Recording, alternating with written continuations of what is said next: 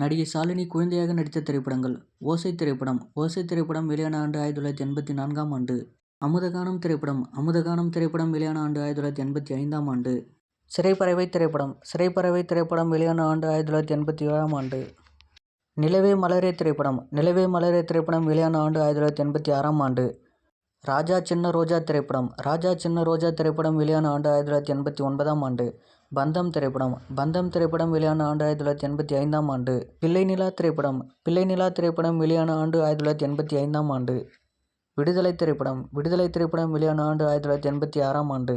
ஆனந்த கும்மி திரைப்படம் ஆனந்த கும்மி திரைப்படம் வெளியான ஆண்டு 1983ஆம் ஆண்டு.